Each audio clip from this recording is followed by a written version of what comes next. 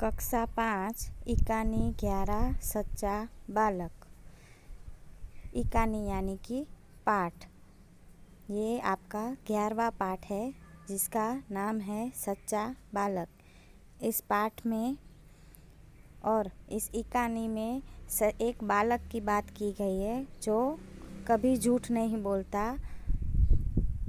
उसकी माँ ने उसे समझाया था कि झूठ बोलना पाप है, इसीलिए वो कभी भी झूठ नहीं बोलता।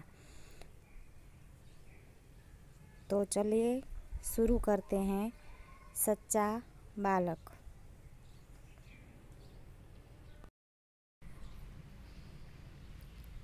इस जीवन प्रसंग में सच्चाई का महत्व बताया गया है। जीवन में चाहे कितनी भी मुश्किलें आए, पर जो मनुष्य अपने आदर्शों को नहीं छोड़ता है वही महान बनता है। एक समय की बात है, एक लंबा काफिला बगदाद की ओर जा रहा था।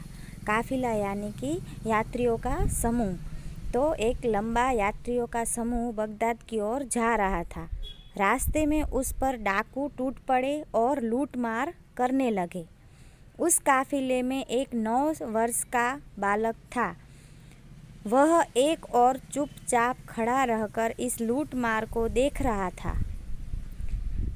एक डाकू की नज़र उस लड़के पर पड़ी। लड़के के पास आकर वह डाकू कड़क कर बोला, तेरे पास भी कुछ है? लड़का बोला, मेरे पास 40 अशरफियाँ हैं। अशरफियाँ यानी कि सोने के सिक्के। डाकू चकित होकर बोला, क्या कहा? तेरे पास 40 अशरफियाँ हैं? लड़का बोला, जी हाँ।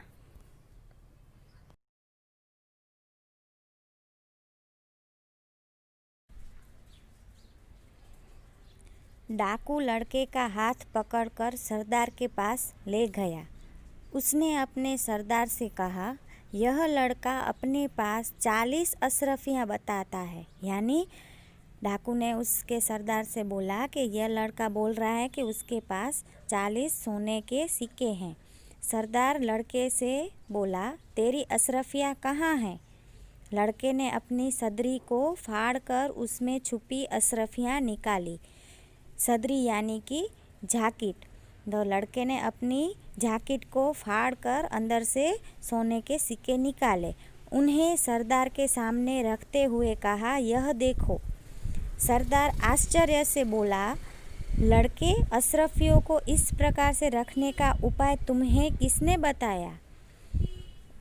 लड़का बोला, मेरी माँ ने इनको सदरी के अस्तर में सी दिया था जिससे किसी को पता ना चले। सरदार ने बोला, तो तूने अशरफियों का पता हमें क्यों बता दिया? लड़का बोला, मैं झूठ कैसे बोलता?